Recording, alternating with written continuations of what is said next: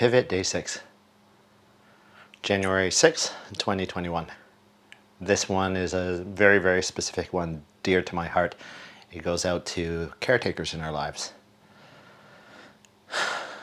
And the blessing that I extend out to the world is in particular to two people who over the last year and a half have helped create a safe container for me to not only be a caretaker in my own life, to be a caretaker for them, and for them to be a caretaker of me, and for that I'll eternally love them. So I'm thinking about fight, flight, or fright, or freeze, if you want to look at it that way again. And over the last week, it's been a response for me to a year where I definitely had to fight. I definitely had tons of moments of flight, and I had tons of moments of freeze. And understandably, because we had a world where everything has changed in our way of understanding it, only temporarily. We'll always emerge from these sorts of sufferings, and in particular, we'll do that because we extend care to each other.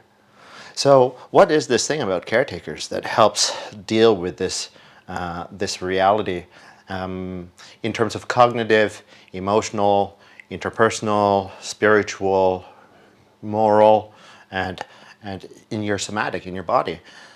The caretakers are the people that in many respects we take for granted, and we take that for granted in ourselves, and we take that for granted in others. In some societies, we call them angels. They are the ones who give us gifts unspoken. But guess what? We enter into this world pretty well guaranteed with a caretaker who takes you as a babe in arms and holds you as you take out your trauma on the world in terms of screaming and wailing and going, I am here. And in those subtle years towards the end, and particularly at the end, there are caretakers, and oftentimes specific caretakers, who are there to help you carry forward to your dying breath. The caretakers that I'm talking about they can be nurses, they can be mother, father figure, they can be teachers, they can be your neighbor that you don't even necessarily know does these little things for you to get out of your way or make the world a better place for you.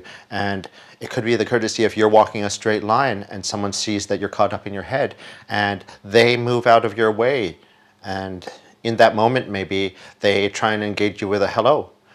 That subtlety of the caretakers that follow you through every fiber and all of the choices in your life is the unspoken protectors that allow you to reframe that fight, reframe that flight, and reframe that freeze or fright. And it's tough these days because we definitely have to encourage ourselves to stay socially distant from each other and wear masks. But I would make the argument that we've been doing that for a long time anyways. If you aren't connected to your neighbors, I live in this apartment, and sometimes I take for granted, though this might not be the safest time to do it, to say hello to my neighbors in passing. But I find that the best way of looking at it, and this is one of my bigger targets for the year, is that the caretakers can be the most subtle of things. And so through the summer, I looked at people who took their dogs out for dog walks and then into the dog parks because we were allowed to do that. And it inspired me because one of my greater goals in the short term, long term is to take on a permanent home for a dog. And embrace that love into my life and offer that love as a caretaker, but also recognize that dog is a caretaker for me.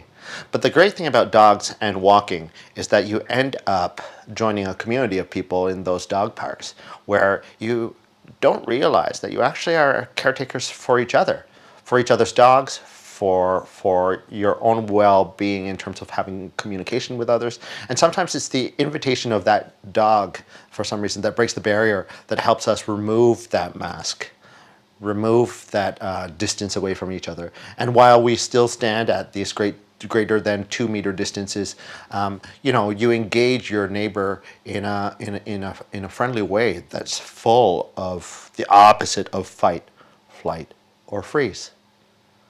So for day 6, Think of the caretakers in the most subtle ways in your life and give gratitude.